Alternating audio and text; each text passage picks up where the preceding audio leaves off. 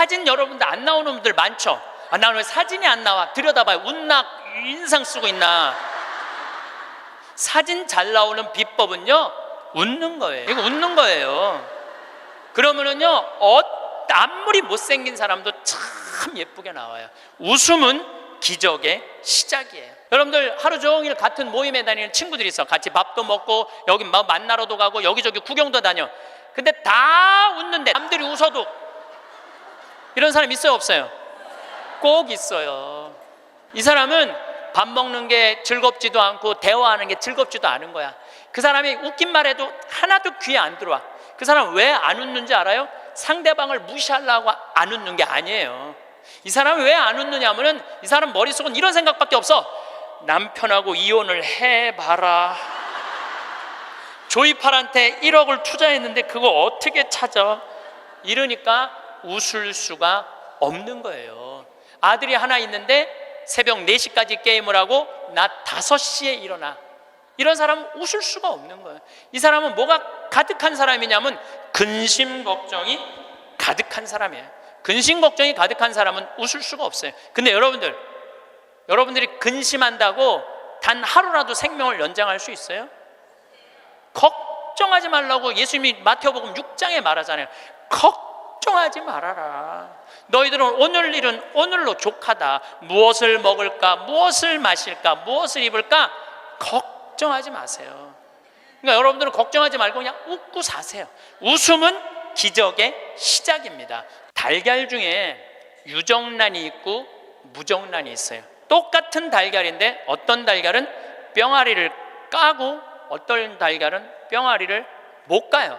참 그거 구분하기 어렵대요. 유정란인지 무정란인지. 똑같은 달걀인데 근데 사람도요 유정란이 있고요 무정란이 있어요. 똑같이 인생을 사는데 이 사람은 무정란이야. 생명이 없는 사람이 있어. 매일 죽는다는 소리 입에 그냥 달고 다니는 사람이 있어요. 근데 어떤 사람은 유정란이 있어. 난 너무 행복해. 난 너무 감사해. 나 사는 게 너무 즐거워. 이 사람들은 유정란하고 무정란 구분법을 알려드릴게요. 첫 번째, 저 사람이 유정란인지 무정란인지 구분하는 첫 번째 방법은 뭐냐면 이 사람이 웃느냐 웃지 않느냐에 따라서 유정란이냐 무정란이 구분돼요. 저는 차쿠아 룽가 대통령께서 마지막에 박수를 치고 웃는 모습을 보고 저분이 나 땅 주겠구나 그런 생각이 들었어요. 왜냐하면요 웃음은 기적의 시작이에요. 웃음은 기적의 시작. 또 여러분들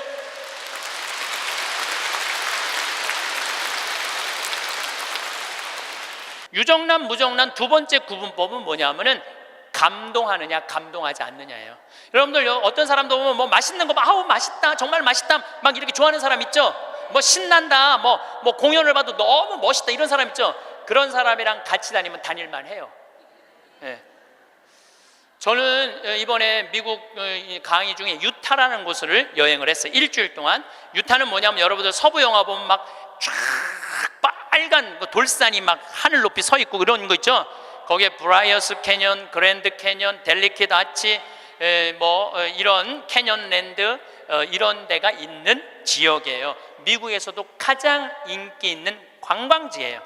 거기를 일주일 동안 여행을 했는데 나 여행을 인도한 사람이 74살 먹은 마틸다라는 친구예요.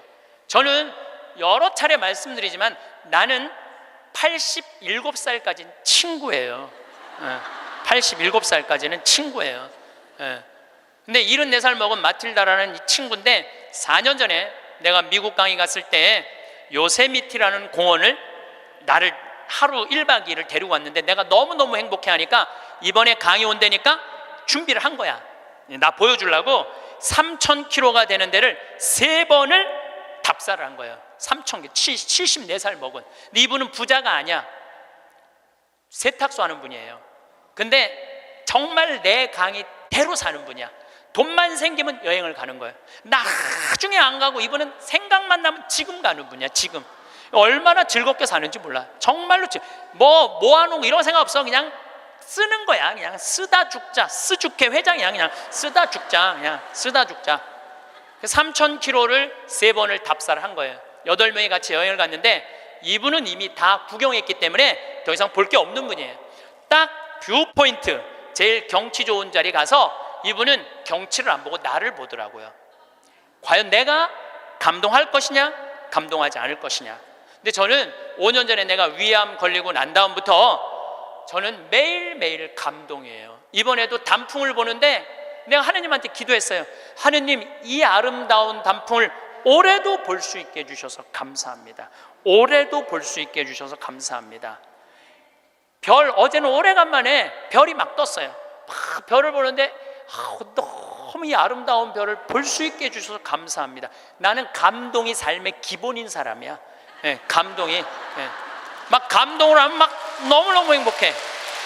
그러니까 내가 그 뷰포인트에 딱 섰을 때 내 반응은 정말 이랬어요. 여기 죽인다. 여기 너무 멋있다. 좋아, 아주 좋아. 제가 맨 입만 열면은 오 마이 갓.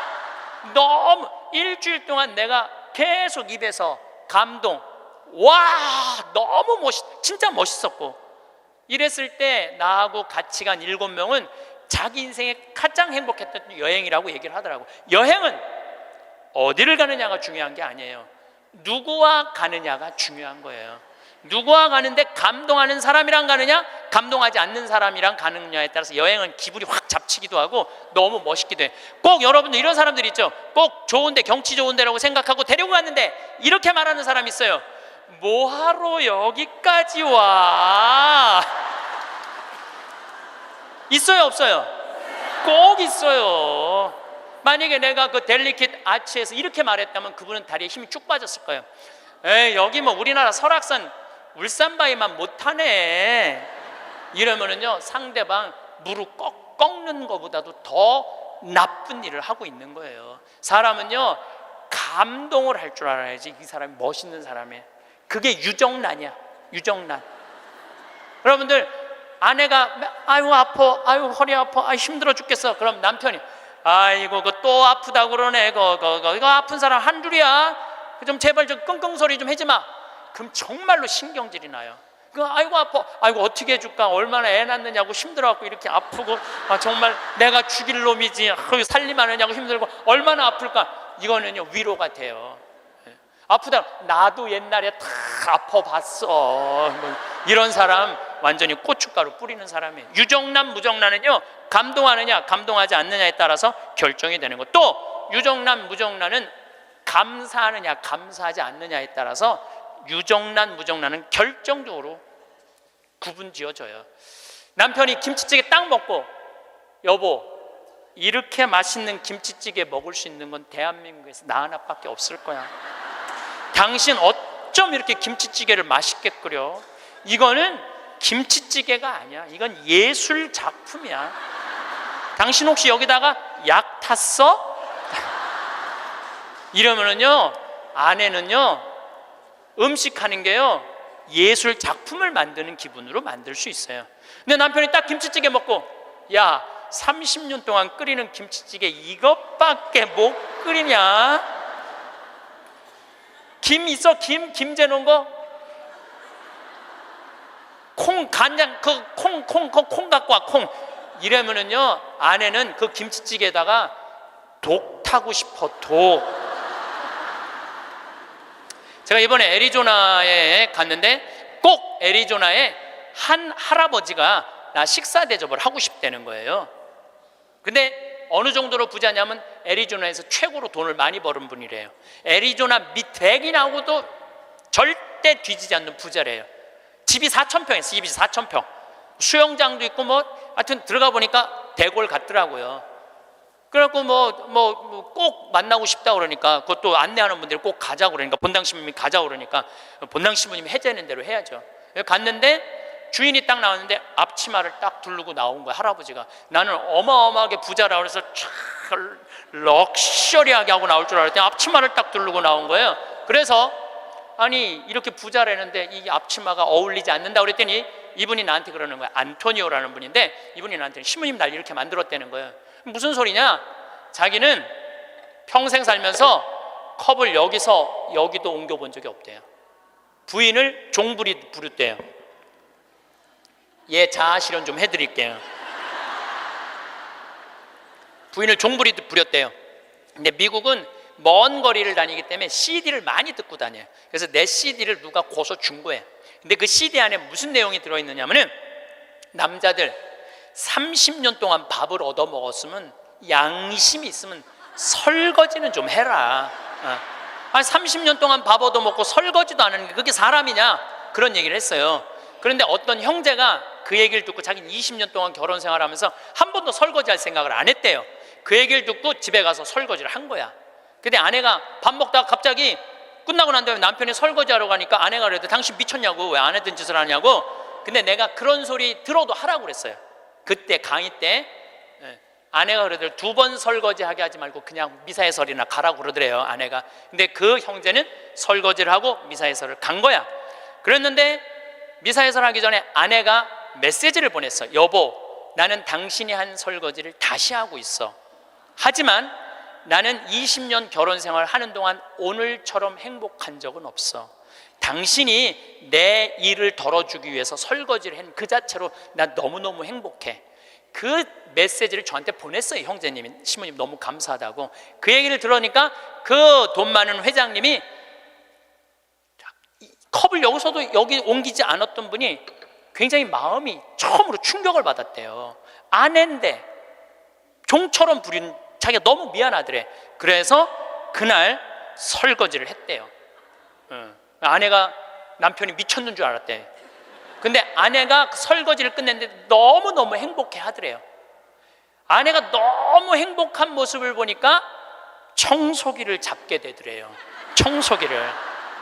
그래서 자기 부부는 3년 전부터 그 형제님이 저한테 참 인상적인 얘기를 했어요. 신부님, 내가 호텔도 가지고 있고 백화점도 갖고 있고 땅도 40만 평이나 있고 정말로 미국의 1%만 사는 집에서 살고 있는데 그게 하나도 행복에 도움이 안 되더라는 거예요.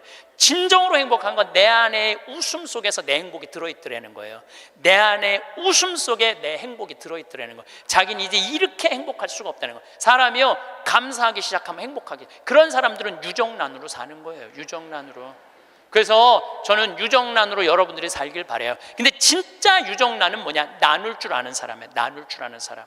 제가 3년 전에 이제 잠비아 활동 가면서 혼자 가기 멋쩍잖아요. 그래서 이제 세례준 이제 치과 의사한테, 야, 나하고 같이 이 잠비아 치과가 하나도 없대더라. 가서 봉사활동 하자. 며칠 가야 되냐? 그러니까 한 10일 가야 된다 그랬더니, 신부님, 우리 10일이면 좀 부담스럽다고. 차라리 한 2천만 원을 봉헌하면 안 되겠냐고. 그러길래 내가 이렇게 얘기했어요. 너 2천만 원도 봉헌하고 너도 가야 돼. 그래서 호주에 있는 우리 요한 바오로 치과 의사, 계속 나한테 봉사하고 싶다 그러는 의사랑 인천에 있는 세실리아 의사 셋이 갔어요. 거기는 의사가 없으니까요, 어떻게 오느냐면 하루 전날부터 트럭을 타고 오는 거예요. 20명씩. 썩으니 막 아프니 막 이걸 하루 종일 치료를 해주면서 밤에 말씀 나누기라는데, 그 의사들이 이런 얘기를 하더라고요. 신부님, 저는 치과 의사 하면서 별로 기뻤던 적이 없다는 거예요.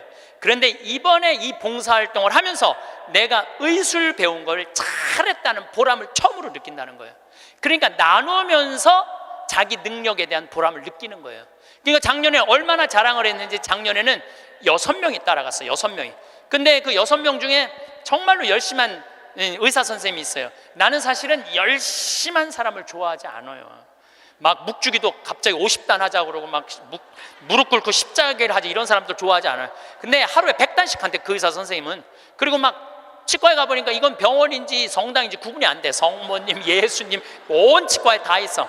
근데 그 의사 선생님이 에이즈 환자 이를 빼다가 그 피 묻은 그 핀셋으로 자기 손가락을 찔러버린 거야.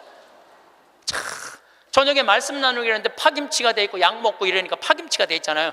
너무너무 미안하더라고요. 그래서 내년에는 그냥 오지 말고 그냥 한 해 휴가 가고 건너뛰자. 그랬더니 세례도 안 받은 그 호성이라는, 천주교 신자도 아니야, 김호성이라는 치과 의사가 나를 똑바로 쳐다보더니 이렇게 얘기하더라고요. 신부님은 내년에 오지 마세요. 우리끼리 올 테니까.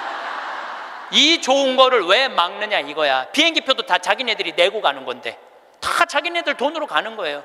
이게요, 의미를 찾잖아요. 그럼 삶은요 찬란해지는 거예요. 의미를 찾으면은. 그래갖고 올해는 의사 선생님들이 8명이 갔어. 내년에 데려가 달라는 의사가 4명이야. 4명, 12명. 기적은요 억지로 만들려고 이루어지는 게 아니에요. 그냥 하느님이 이루어 주시는 거예요. 나눌 때 기적이 일어나는 거예요.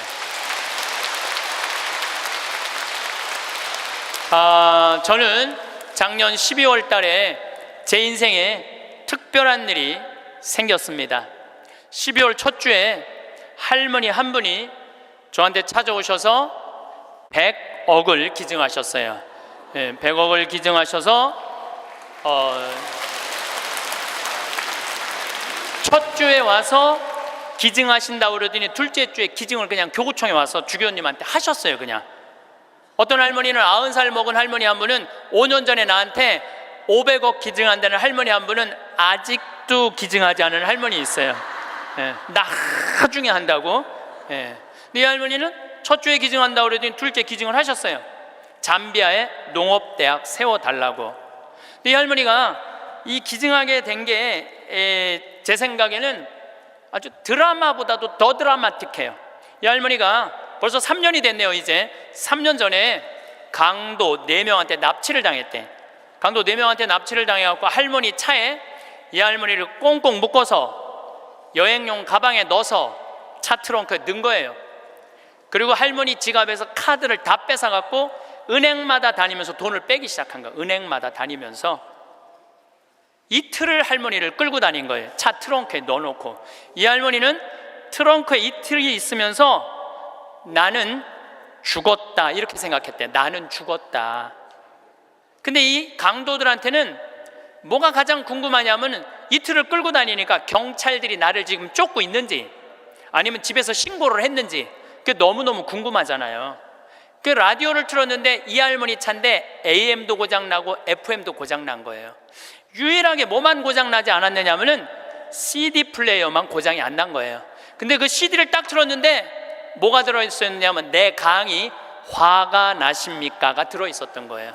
그 딱 들었는데 내 강의를 딱 듣는 순간 이 강도들이 계속 듣더래요. 이틀을 반복해서 듣더래요. 내 강의는 나도 졸릴 때 내가 듣거든요. 운전하면서. 너무 신기한 게 내가 한 강의인데도 내가 듣는데 내가 막 웃겨. 여러분들처럼 내가 막 웃어요. 그러니까 그 강도들도 계속 웃더래요. 근데 이제 이틀이 지나고 나서 트렁크 속으로 들리더래요. 죽이자, 죽이지 말자. 계속 이 소리가 들리더래요. 이 할머니 그 소리 들을 때마다 얼마나 기가 막혔어요. 죽이자, 죽이지 말자 이러는데. 그런데 막 언쟁을 끝내고 난 다음에 두목이 트렁크에 있는 할머니를 꺼내더니 할머니, 우리가 이 CD를 듣다 보니까 할머니 죽일 생각이 없어졌다. 할머니 풀어줄 테니까 신고만 하지 말라고. 그래서 할머니가 풀려난 거예요. 저는 내 강의를 어떤 분은 신부님 강의 너무 좋아갖고 녹음을 CD를 해갖고 1000개를 해갖고 1000개를 돌렸다는 분도 내가 만났어요. 근데 저는 지금도 공개적으로 얘기하지만 나는 내 CD에 대해서 지적 재산권 저는 요구하지 않아요. 10,000개를 복사해도 돌려도 돼. 선교용으로 얼마든지 쓰세요. 저는 그 할머니가 그 CD를 듣고 나한테 100억을 기증한 게 더 중요한 게 아니라 그 CD를 듣고 4명이 저지르지 않은 것에 대해서 훨씬 더 감사해요. 저는. 근데 이 할머니가 풀려나서 1년 동안 바깥 출입을 못했대요. 1년 동안 너무너무 무서워서. 안 그렇겠어요? 세상이 얼마나 무섭겠어요? 그런데 할아버지가 계속 할머니한테 그런 거, 당신은 신부님 때문에 살은 거라고. 이 할아버지는 작년에 돌아가셨어요. 87세에 올해 돌아가셨는데, 올해 폐암으로 돌아가셨는데 이 할아버지가 계속 할머니한테 그랬대요. 당신은 신부님 때문에 살은 거라고. 이 할머니가 정신을 차리고 보니까 나 때문에 살은 거거든. 어느 성당에 강의를 들으러 왔는데 어떤 할머니가 쉬는 시간에 나한테 와서 인사를 어떻게 한 할머니가 있었느냐면은 이렇게 인사를 한 할머니가 있어요. 나는 그 할머니가 그때 그 할머니인지 몰랐어요. 그 할머니가. 근데 그날따라 내가 잠비아 얘기를 참 많이 했어요. 잠비아 얘기를. 그러니까 이 할머니가 그 강의를 들으면서 내가 만약에 죽었다면 그때 그 많은 재산이 하늘로 다 없어졌을 텐데 저 신부님 때문에 살아났으니까 저 신부님이 원하는 일을 내가 해드려야 되겠다. 그리고 100억을 할아버지 빌딩 50억, 할머니 빌딩 50억 두 개를 다 해서 정리를 해갖고 교구청에 봉헌을 하신 거예요. 기가 막힌 거죠. 세상에 그런 일이 어디 있어요. 뭐 남들은 뭐 나한테 돈벼락 안 떨어지나 그러면 로또 한 번 맞는데 20억이랬는데 나는 5번이나 맞은 사람 로또를. 예. 물론 내 주머니에 들어오는 건 아니지만은, 그러니까 숙제가 생겼잖아요. 숙제가. 나는 느닷없이 그냥 할머니가 와갖고 잠비아에 농업대학 세우라. 난 농업대학 세워볼까 그랬지 세우려고는 안 그랬거든요. 예, 세우려고는 안 그랬어요. 하고 나중에 거기다 농업대학 세워볼까 이런 생각은 있었어요. 그럼 어떻게 할머니한테 내가 말씀드렸어요. 할머니, 귀양농업대학 세울 거라면 거기 가셔서 어디다가 세울지는 구경을 하고 와야 되지 않겠느냐. 내가 할머니한테 그랬어요. 그래서 잠비아에 이번 1월 달에 비행기 27시간을 타고 82살 된 할머니 손을 붙잡고 이번에 잠비아에 다녀왔어요. 예. 근데 여러분들, 잠비아가 얼마나 큰 나라냐면 우리나라 남한보다 7배 반이 커요. 7배 반이. 그리고 전체가 평지야. 전체가 평지고 전체가 숲이야, 숲. 그러니까 우리는 아프리카 그러면 막 사막, 그 다음에 막 먼지, 거기는 그런 거 하나 없어요. 그냥 숲만 정리해서 씨만 뿌리면 농장이 되는 데예요. 얼마나 비옥한지 몰라요. 얼마나 비옥한지. 누가 비가 안 오신대. 내가 할머니 모시고 간 보름 내내 비가 왔구만. 그러니까 안 가보고는 모르는 거, 사람이. 안 가보고는. 그러니까 가서 봐야 돼, 가서. 그러니까 예수님이 오죽 답답했으면 제자들이 저분이 진짜 맞아? 저분이 뭐 하느님의 어린 양이야? 뭐 어쩌고 저쩌고. 그러니까 예수님 뭐라 그래요? 와서 보시오. 유식한 말로 come and see 그러잖아요. 와서 보시오. 할머니 손을 붙잡고 내가 잠비아를 갔어요. 잠비아를 갔는데 시장을 이제 만나러 가잖아요. 무프리라라는 시를 이제 찾아가서 이 할머니가 10밀리언을 기증을 해서 내가 여기다 농업대학을 세우려고 그러니 땅을 좀 줘라. 시장님을 만나러 갔어요. 전날, 시장님 만나러 가기 전날 내가 그 프란치스코 전교 봉사의 수녀님 성당 있는 마당에서 하늘에 대고 기도했어요. 하느님, 내일 시장을 만나러 가는데 내가 땅을 얼마를 달라고 그럴까요? 그러니까 정말로 하늘에서 두 말도 안 하고 하느님께서 나한테 이렇게 말씀하시더라고요. 3,000헥타르 딱 그러더라고요. 네, 3,000헥타르 알겠습니다. 그래갖고 내가 시장이 땅이 얼마가 필요하냐고 그러길래 내가 영어로 얘기해서 I need 3,000 헥타르 딱 그랬어요. 근데 시장이 눈이 이만한 거예요. 그렇게 큰 땅이 필요하냐는 거예요. 이게 몇 평이냐면은 900만 평이야.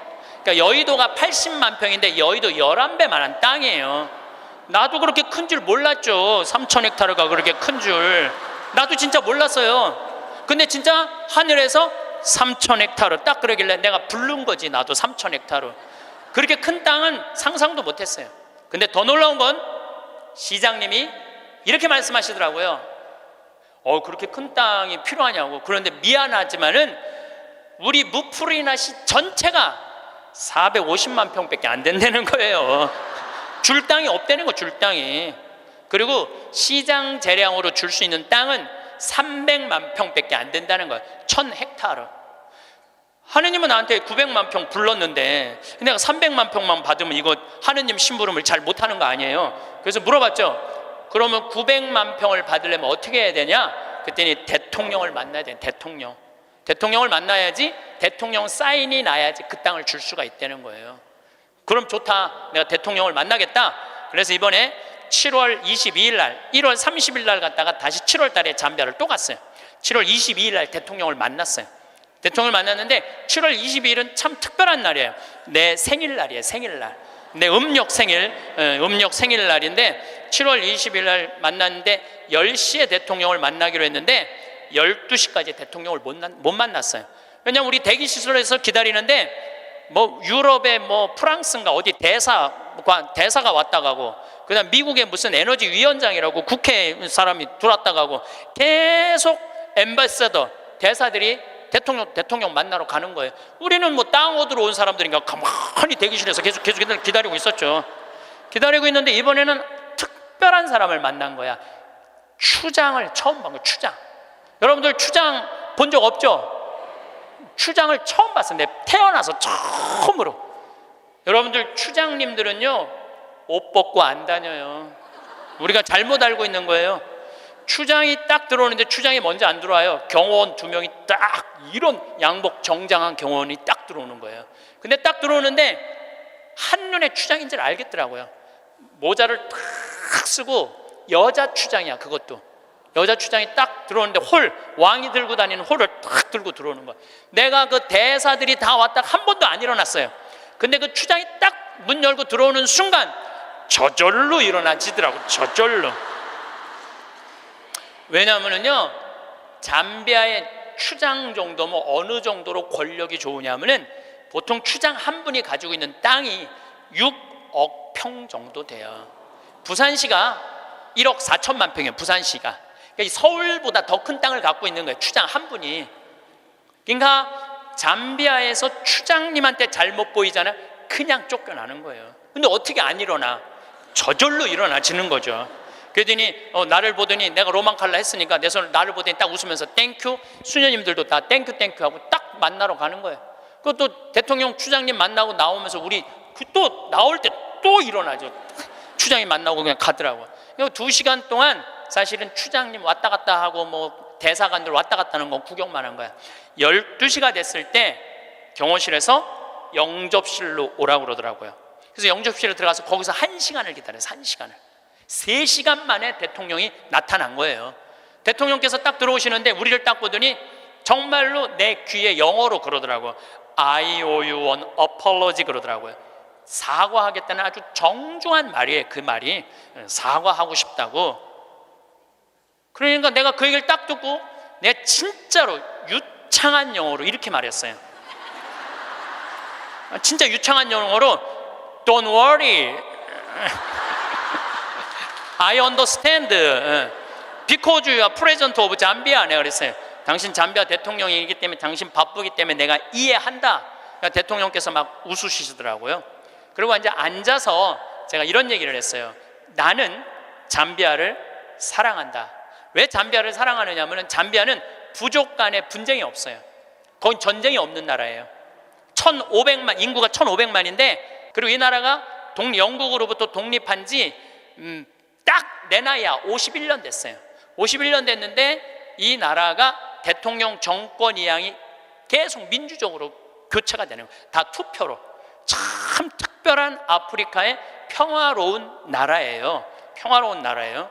그래서 나는 이 나라에는 투자를 하고 싶다. 그리고 또 할머니 한 분이 100억을 기증해서 여기다가 내가 농업대학을 세우고 싶다. 뿐만 아니라 농업대학뿐만 아니라 의대도 세우고 싶다. 의대도 세우고 싶은데 그것뿐만 아니라 환경도시를 건설하고 싶다. 저는 거기다가 환경도시를 건설하고 싶어요.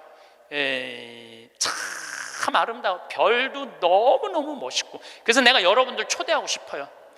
별이라는 게 이렇게 아름다운 거구나. 그러니까 내가 땅이 좀 필요하다. 땅이 좀 많이 필요하다. 3,000 헥타르가 필요하다. 그러더니 대통령께서 들으시더니 수녀님들이 20년 동안 잠비아에 와서 봉사활동하고 있는 거 자기 알고 있대요. 그래서 고맙게 생각을 한다고. 그리고 자기도 에너지에 관심이 너무 많다고 중국 애들이 와갖고 구리를 다 뺏어가는 거예요. 잠비아가 구리 매장량이 세계 4위야. 세계 4위에. 그러니까 지금 중국 애들이 다 뺏어가는 거예요. 근데 뺏어가면서 그 전기를 거기 구리 캘 때 전기가 많이 들어가거든요. 다 쓰는 거. 그런데 문제는 전기값도 안 내는 거 중국 애들이.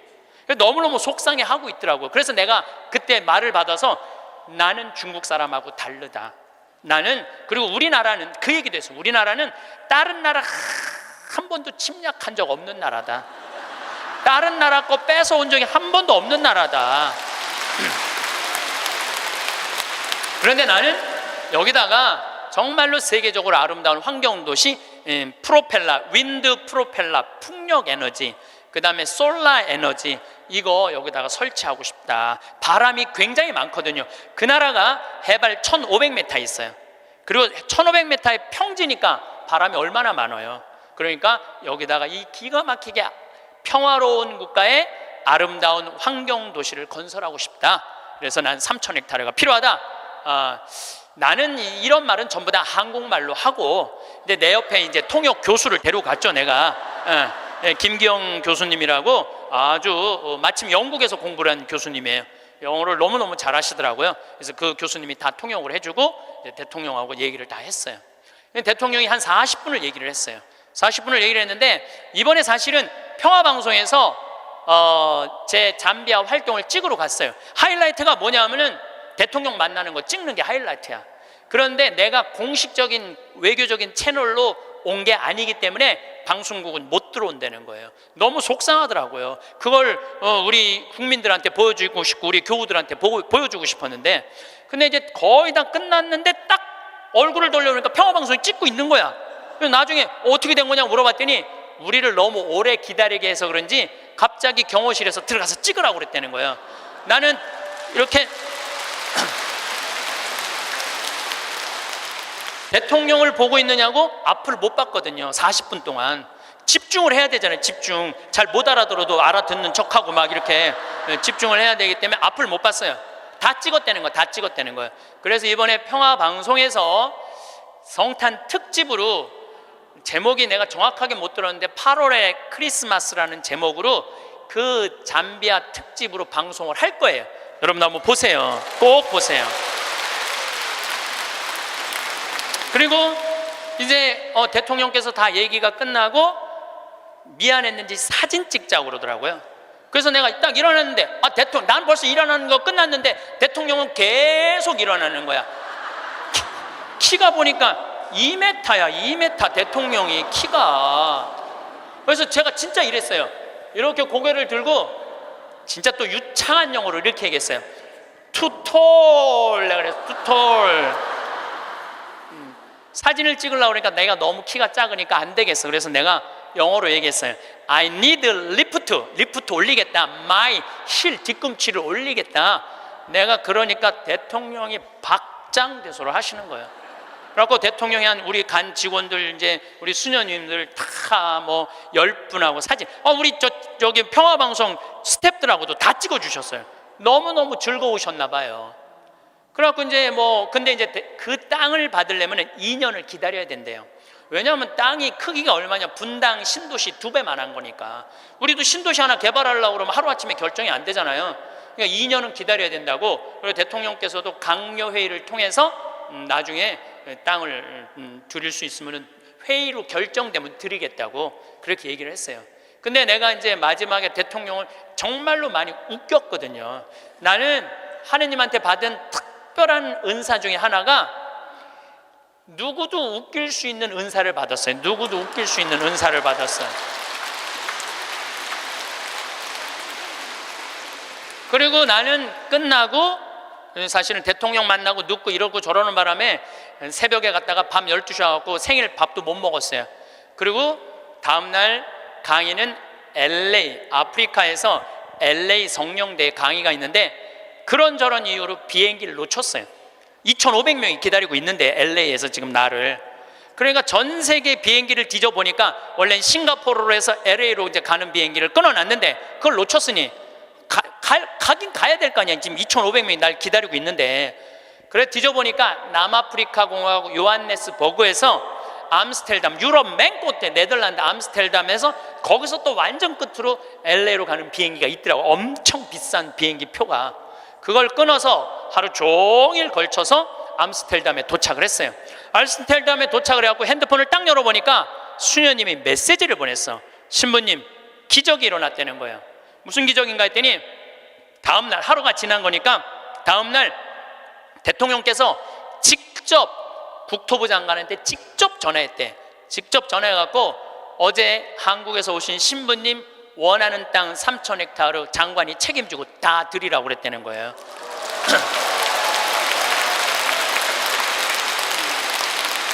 그리고 일주일이 이제 성령대 이제 강의가 다 끝나고 일주일이 지났는데 수녀님이 또 메시지를 보냈어. 신부님, 우리들 지금 국토부 장관 만나러 다시 서울로 루사카로 간다는 거예요. 거기 서울까지 가는데 10시간 걸리거든요. 루사카로 간다는 거예요. 그럼 점점 일이 빨리 진행이 되는 거죠. 근데 나는 2년 기다려도 돼요. 왜냐하면 나는 지금 110살까지 살 거니까 뭐 2년 못 기다려. 네. 난 마음이 느긋했어요, 사실은. 그리고 이제 한 달 반 동안 캐나다, 미국, 엘래스카 강의 끝나고 한국으로 9월 1일 날 들어왔는데, 7월 16일 날 나가서 한국으로 9월 1일 날 들어왔는데, 내 책상에 선물이, 어떤 선물이 왔느냐면 그 3,000헥타르 측량까지 다 끝나고 지적도가 딱 온 거예요. 지적도가. 그 사이에 한 달 반 사이에 그 땅을 다 받은 거예요. 근데 그 땅이 어떤 땅이냐면 내가 원하는 땅을 다 준 거야. 거기에 유칼립투스, 소나무 이렇게 굵은 거 어마어마하게 산림청에서 심어놓은 거 다 준 거, 그 땅. 그리고 강이 2개가 흘러요, 그 안에. 근데 수량이 굉장히 많아요. 수량이 완전 건기인데도 요거 지금 한 칸 되는 개울 강이죠. 거기는 강이 한 칸 되는데 2m 정도 되는 물이 철철철철 흐르더라고. 그리고 그 강 끝에 습지가 있는데 그 끝에 악어들이 굉장히 많은데 그 악어까지 다 주신 거야. 악어까지. 그 악어까지 다 주신 거야. 그래서 내가 그거를 받고 너무 행복하더라고. 그래서 우리 수원교구 교구장인 이용훈 마티아 교구장님한테, 주교님, 제가 이러이러한 일로 잠비아에 지금 농업대학을 세우기 위해서 이제 수원교구 해외 선교 사업으로 이 농업대학을 세우고 싶은데 여기까지 진행이 됐습니다. 그랬더니 우리 교구장 주교님이 그 말을 들으시더니, 아이고, 우리 황 신부님은 그거 하려고 그러면은 150살까지는 살아야 되겠다고 40년을 연장을 시켜주시더라고요. 그런데 저는 거기다가 이제 농장도 20만 평을 이제 꾸며줬어요. 농장도 20만 평 꾸며주고 닭장도 해갖고 1,000마리 팔던 거 이제 2,000마리씩 다달이 판대요. 그런데 소를 못 키우겠는 거야. 소를. 저 소만 키우면 이제 거긴 다 이제 내 꿈이 다 이루어지는데. 근데 우리 평창 군수님이 대관령 한의협회 11년 동안 조합장 하다가 군수님이 된 거야. 그분하고 밥 먹을 때마다 이런 생각이 드는 거예요.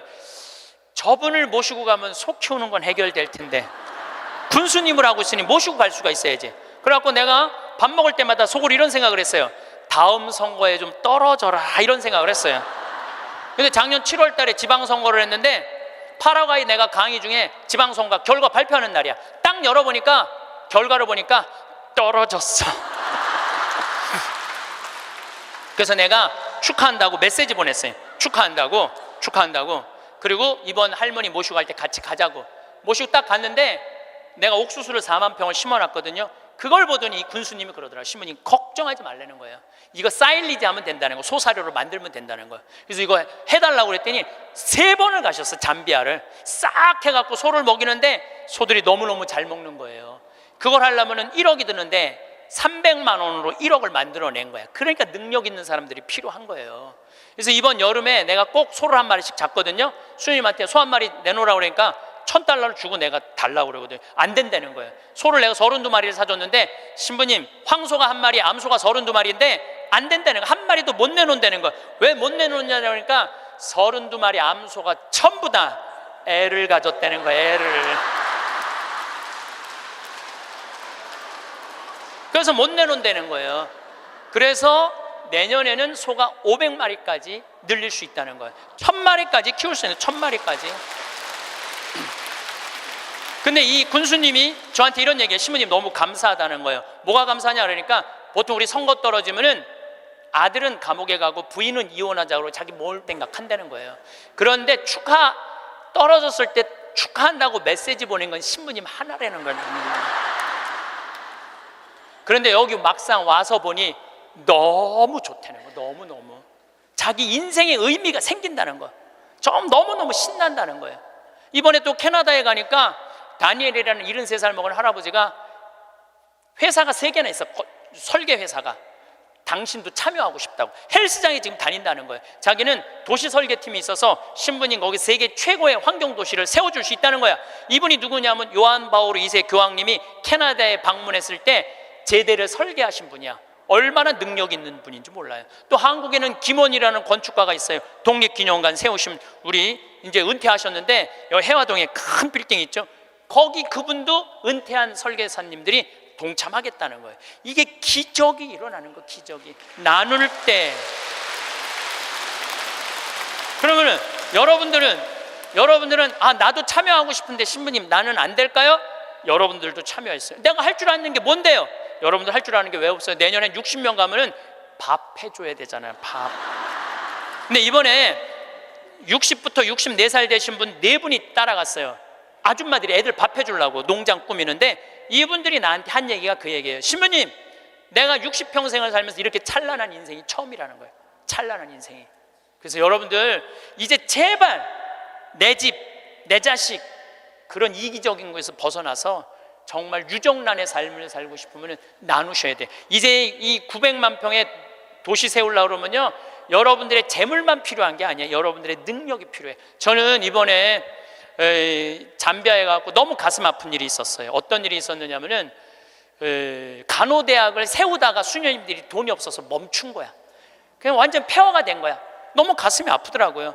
그런데 내가 가만히 보니까 나는 책이 정말 많이 팔리더라고. 사는 맛, 사는 뭐, 요즘 또 왜 우리는 통하지 않을까, 또 이번에 이제 촌놈 신부 유럽 여행기, 인세가 너무너무 많은 거야. 그래서 내가 수녀님한테 전화했어요. 수녀님, 내가 간호대학 세워주겠다고. 그러니까 내가 인세가 한 2억 정도 있어갖고 그거 다 보내주기로 했어요. 그런데도 얼마가 모자라면 3억이 모자라. 그래서 내가 이번에 한 번 더 여러분들의 도움을 청해요. 제가 시간이 없어서 그러는데 작년에 포크레인 산다고 그럴 때 2억만 보내달라고 그러는데 우리나라 국민들이 얼마를 보내줬는지 알아요? 10억을 보내줬어요. 10억을. 너무너무 감사하죠. 이게 내 일이 아니야. 하느님 일이지. 저는 여러분들 무정란으로 살지 않았으면 좋겠어요. 유정란으로 살았으면 좋겠어요. 마지막 삶과 함께 결론을 좀 말씀드리고 싶어요. 레오나르도 다빈치가 모나리자를 하루아침에 그렸겠어요? 수도 없이 찢었을 거예요. 수도 없이. 그리고 그 멋있는 작품을 남긴 거예요. 여러분들도 인생 살면서 실패하고 잘못하는 거 참 많으시죠? 그렇지만은 여러분들이 끊임없이 완성을 향해서 나가면은 여러분들 마지막에는 레오나르도 다빈치처럼 멋있는 인생의 유정란을 남기고 가실 수 있으실 겁니다. 웃음이 사라질 때 가장 먼저 굳어지는 것은 얼굴이 아니라 마음입니다. 웃음은 단순한 표정이나 예의가 아닙니다. 웃음은 마음에 여유가 있다는 신호이고 지금 이 순간을 받아들일 준비가 되어 있다는 표시입니다. 그런데 근심과 걱정이 마음을 채우기 시작하면 얼굴, 근육이 먼저 긴장합니다. 미간이 좁혀지고 입꼬리가 내려가고 눈빛이 경계하듯 날카로워집니다. 이 경직은 단순히 표정에만 머물지 않습니다. 몸 전체가 긴장하고 호흡이 얕아지고 어깨가 올라갑니다. 웃음을 잃으면 관계도 함께 굳어집니다. 말투가 딱딱해지고 시선이 차가워지고 상대의 말에 반응하는 속도가 느려집니다. 대화가 의무처럼 느껴지고 만남이 부담스러워집니다. 사람을 만나도 마음이 닫혀 있으면 진짜 대화는 일어나지 않습니다. 형식적인 인사와 표면적인 이야기만 오갈 뿐입니다. 웃음이 없는 대화는 메마릅니다. 상대도 그것을 느낍니다. 그래서 관계가 점점 멀어지고 만남의 횟수도 줄어듭니다. 잘 웃는 사람이 가벼워 보이는 이유는 그들이 책임감이 없어서가 아닙니다. 마음의 짐을 잠시라도 내려놓을 줄 아는 사람이기 때문입니다. 웃음은 힘을 빼는 연습이고 긴장을 풀어내는 호흡입니다. 웃음이 있는 사람 곁에 있으면 나도 모르게 긴장이 풀립니다. 웃음은 전염됩니다. 한 사람의 웃음이 주변을 부드럽게 만들고 그 부드러움이 다시 다른 사람의 웃음을 불러옵니다. 반대로 웃음이 없는 공간은 점점 더 경직됩니다. 누구도 먼저 웃지 못하고 모두가 조심스러워지고 분위기가 무거워집니다. 그렇다고 억지로 웃어야 한다는 말은 아닙니다. 웃어야 한다는 강요는 오히려 더 큰 피로를 만듭니다. 웃지 못하는 스스로를 자책하게 만들고 웃음마저 해야 할 일처럼 느끼게 만듭니다. 미소는 결과이지 목표가 아닙니다. 웃으려고 애쓰는 것이 아니라 웃음이 자연스럽게 나올 수 있는 상태로 마음을 돌려놓는 것이 필요합니다. 걱정을 잠시 내려놓는 태도, 오늘 하루만 사는 감각이 필요합니다. 내일 일은 내일 생각하고 지난 일은 지난 일로 두는 연습입니다. 지금 이 순간에만 머무를 수 있을 때 마음은 비로소 가벼워집니다. 미소가 다시 돌아오는 순간 삶은 다시 현재로 돌아옵니다. 과거와 미래에 묶여 있던 마음이 지금 이 순간으로 돌아오는 것입니다. 웃음을 잃는 과정은 서서히 진행됩니다. 어느 날 갑자기 웃지 못하게 되는 것이 아닙니다. 처음에는 진심으로 웃다가 어느 순간부터 형식적으로 웃게 되고 그러다 아예 웃지 않게 됩니다. 이 과정에서 우리는 스스로에게 거짓말을 합니다. 괜찮다고, 바쁠 뿐이라고, 원래 이런 사람이라고 합리화합니다. 하지만 마음 깊은 곳에서는 알고 있습니다. 예전에는 더 자주 웃었다는 것을, 지금은 무언가 달라졌다는 것을. 웃음을 되찾는 첫걸음은 이 변화를 인정하는 것입니다. 내가 웃지 않게 되었다는 사실을 솔직히 받아들이는 것입니다. 감동이 사라진 삶은 기능적으로만 돌아갑니다. 밥을 먹어도 맛이 느껴지지 않고, 풍경을 봐도 아름답다는 생각이 들지 않고, 음악을 들어도 가슴이 울리지 않습니다. 누군가의 말에 공감하지 못하고 작은 순간들이 그저 스쳐 지나갑니다. 감동이 줄어들수록 삶은 의무와 반복으로 채워집니다. 해야 하니까 하는 일, 지나가니까 지나가는 시간, 그렇게 하루가 쌓입니다. 감동 없는 삶은 색이 따진 흑백 영화 같습니다. 모든 것이 똑같은 톤으로 느껴지고 어제와 오늘과 내일이 구분되지 않습니다. 감동은 감성이 풍부한 사람만의 특권이 아닙니다. 감동은 삶과 연결되어 있다는 신호입니다. 무언가에 마음이 움직인다는 것은 내가 살아있다는 증거입니다. 하늘이 예쁘다고 느끼는 순간, 음식이 맛있다고 느끼는 순간, 누군가의 말이 마음에 와닿는 순간, 그 모든 것이 삶과 나를 연결하는 고리입니다. 감동 없는 삶이 쉽게 지치는 이유는 삶이 단순히 통과해야 할 시간으로 전락하기 때문입니다. 지나가는 것에 마음을 주지 않으면 삶은 그저 견디는 과정이 됩니다. 견디기만 하는 삶은 오래 갈 수 없습니다. 마음이 메마르고 영혼이 지쳐갑니다. 감동할 줄 안다는 것은 삶을 그냥 넘기지 않는다는 뜻입니다. 감동은 특별한 사람만의 능력이 아니라 태도입니다. 사소한 것에 반응하는 사람과 그렇지 않은 사람의 삶은 밀도가 다릅니다. 똑같은 하루를 살아도 한 사람은 그 안에서 여러 개의 순간을 발견하고 다른 사람은 그저 하루를 통과합니다. 어디를 가느냐보다 중요한 것은 함께 감탄할 수 있느냐입니다. 같은 장소에 가도 마음이 열려 있는 사람은 그 안에서 빛나는 순간을 발견합니다. 나무 사이로 비치는 햇살, 바람에 흔들리는 나무십, 멀리서 들려오는 새소리, 이런 것들이 모두 감동의 재료가 됩니다. 감동은 삶의 체온을 유지해 줍니다. 마음이 차가워지지 않도록, 삶이 무뎌지지 않도록 지켜주는 것입니다. 감동이 있는 삶은 따뜻합니다. 감동의 크기는 중요하지 않습니다. 거창한 순간에만 감동하는 것이 아닙니다. 오히려 일상의 작은 순간들이 더 깊은 감동을 줄 때가 많습니다. 아침에 마주친 햇살, 길에서 우연히 들은 노래, 친구가 건넨 짧은 위로, 이런 순간들이 쌓여서 삶을 풍성하게 만듭니다. 감동은 축적됩니다. 오늘 느낀 작은 감동이 내일의 마음을 조금 더 부드럽게 만들고 그 부드러움이 또 다른 감동을 받아들일 준비를 합니다. 반대로 감동 없이 살다 보면 마음은 점점 굳어집니다. 처음에는 큰 것에만 반응하지 않다가 나중에는 작은 것에도 반응하지 못하게 됩니다. 감동의 문턱이 점점 높아지는 것입니다. 감동을 되찾는 방법은 의외로 단순합니다. 속도를 늦추는 것입니다. 빠르게 지나가면 아무것도 보이지 않습니다. 천천히 걸어야 길가의 꽃이 보이고, 천천히 먹어야 음식의 맛이 느껴지고, 천천히 듣어야 상대의 진심이 들립니다. 속도를 늦춘다는 것은 게으름이 아니라 주의를 기울이는 것입니다. 지금 이 순간에 온전히 머무는 것입니다. 멀티태스킹을 멈추고 한 번에 한 가지만 제대로 하는 것입니다. 밥을 먹으면 밥을 먹는 것에만 집중하고, 걸으면 걷는 것에만 집중하는 것입니다. 그럴 때 비로소 감동이 들어올 틈이 생깁니다. 감사는 삶을 다시 보게 만드는 시선입니다. 감사는 도덕적인 훈계나 종교적인 가르침이 아닙니다.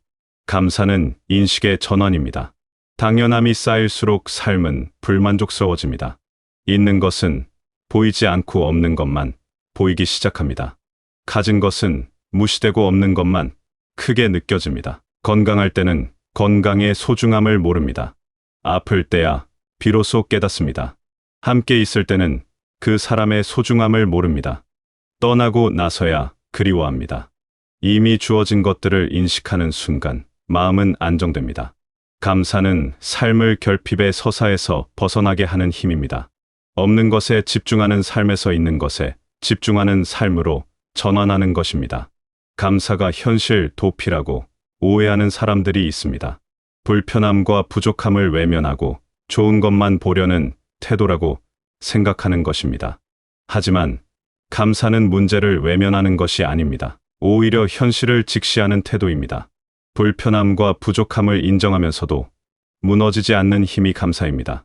감사가 있을 때 삶을 대하는 태도가 단단해집니다. 모든 것이 완벽하지 않아도 괜찮다고 받아들이는 힘, 부족함 속에서도 의미를 발견하는 힘이 생깁니다. 감사는 삶의 무게 중심을 잡아줍니다. 한쪽으로 기울지 않도록, 균형을 잃지 않도록 지탱해 주는 것입니다. 감사하는 마음이 있으면 작은 어려움에도 쉽게 흔들리지 않습니다. 큰 문제 앞에서도 중심을 잃지 않습니다. 감사는 비교를 멈추게 만듭니다. 우리가 불행한 이유는 절대적인 결핍 때문이 아니라 상대적인 비교 때문인 경우가 많습니다. 남과 비교하면 끝이 없습니다. 더 많이 가진 사람은 항상 있고 더 나은 상황에 있는 사람도 항상 있습니다. 비교하는 순간 내가 가진 것은 초라해 보입니다. 하지만 감사하는 마음으로 돌아오면 비교는 의미를 잃습니다. 내게 주어진 것이 충분히 소중하다는 것을 알게 됩니다. 남의 인생이 아니라 내 인생을 살게 됩니다. 남의 기준이 아니라 내 기준으로 삶을 평가하게 됩니다. 감사는 연습입니다. 감사하는 마음이 저절로 생기는 사람은 드뭅니다. 대부분은 의식적으로 훈련해야 합니다. 하루를 마무리하며 오늘 감사한 것 3가지를 떠올려 보는 것도 좋은 방법입니다. 거창한 것일 필요는 없습니다. 따뜻한 물로 샤워할 수 있었던 것, 맛있는 식사를 할 수 있었던 것, 편하게 잘 침대가 있다는 것, 이런 사소한 것들도 충분합니다. 처음에는 억지스럽게 느껴질 수 있습니다. 하지만 계속하다 보면 감사가 습관이 됩니다. 습관이 되면 자연스럽게 삶을 바라보는 시선이 바뀝니다. 웃음과 감동과 감사는 서로를 깨우는 관계입니다. 웃음이 마음의 문을 열면 감동이 들어올 자리가 생깁니다. 마음이 굳어 있을 때는 아무리 아름다운 것을 봐도 감동하지 못합니다. 하지만 웃음으로 마음이 풀리면 작은 것에도 마음이 움직입니다. 감동이 쌓이면 자연스럽게 감사하는 마음이 생깁니다. 무언가에 감동한다는 것은 그것이 내게 주어졌다는 것을 인식하는 일이기 때문입니다. 아름다운 풍경에 감동했다면 그 풍경을 볼 수 있는 눈이 있다는 것, 그 장소에 있을 수 있다는 것에 감사하게 됩니다. 감사가 마음에 여유를 만들면 다시 웃음이 돌아옵니다. 감사하는 마음은 긴장을 풀어주고 여유는 웃음을 불러옵니다. 이 3가지는 따로 떨어진 것이 아니라 하나의 흐름입니다. 하나가 무너지면 다른 것도 함께 흔들리고 하나가 돌아오면 나머지도 따라옵니다. 선순환이 시작되는 것입니다. 잘 사는 삶의 기준은 얼마나 많은 것을 이루었느냐가 아니라 얼마나 깊이 느끼며 살았느냐입니다. 성과 중심의 삶에서 감각 중심의 삶으로 시선을 옮겨보는 것입니다. 오늘 하루를 어떻게 통과할 것인가? 웃음이 있었는지, 감동이 있었는지, 감사할 순간이 있었는지, 그것만으로도 충분히 잘 산 하루입니다. 거창한 성취가 없어도, 특별한 일이 없어도 하루를 제대로 느끼며 살았다면 그것으로 충분합니다. 삶은 결국 하루하루의 축적입니다. 잘 산 하루가 모여 잘 산 삶이 됩니다. 우리는 이미 충분히 많은 것을 가지고 있습니다. 다만 그것을 느끼지 못하고 있을 뿐입니다. 아침에 눈을 뜰 수 있다는 것, 창문 밖의 하늘을 볼 수 있다는 것, 따뜻한 밥을 먹을 수 있다는 것, 사랑하는 사람과 이야기를 나눌 수 있다는 것, 이 모든 것이 기적입니다. 우리는 너무 익숙해져서 그것을 당연하게 여길 뿐입니다. 마음이 무거울 때, 삶이 공허할 때, 하루가 재미없게 느껴질 때, 무언가를 크게 바꾸려 하지 않아도 괜찮습니다. 다만 오늘 하루 작은 웃음 하나를 허락하고 사소한 순간에 감동하고 이미 주어진 것에 눈을 돌려보는 것입니다. 그 작은 전환이 삶을 다시 살아있게 만듭니다. 삶은 멀리 있지 않습니다. 지금 여기, 이 순간에 있습니다. 거창한 것을 찾을 필요가 없습니다. 지금 이 순간을 충분히 느끼는 것만으로도 삶은 풍성해집니다. 변화는 한순간에 일어나지 않습니다. 오늘 웃음을 되찾았다고 해서 내일 모든 것이 달라지는 것은 아닙니다. 하지만 오늘의 작은 변화가 내일의 토대가 됩니다. 오늘 느낀 작은 감동이 내일의 마음을 조금 더 부드럽게 만듭니다. 오늘 떠올린 감사가 내일의 시선을 조금 더 따뜻하게 만듭니다. 이렇게 하루하루 쌓이는 것입니다. 조급해하지 않아도 됩니다. 천천히 하루에 하나씩만 회복해도 충분합니다. 삶이 다시 재미있어지는 순간은 갑자기 오지 않습니다. 서서히, 조용히, 자연스럽게 찾아옵니다. 어느 날 문득 웃고 있는 자신을 발견하고, 무언가에 감동하고 있는 자신을 발견하고, 감사하고 있는 자신을 발견합니다. 그때 비로소 알게 됩니다.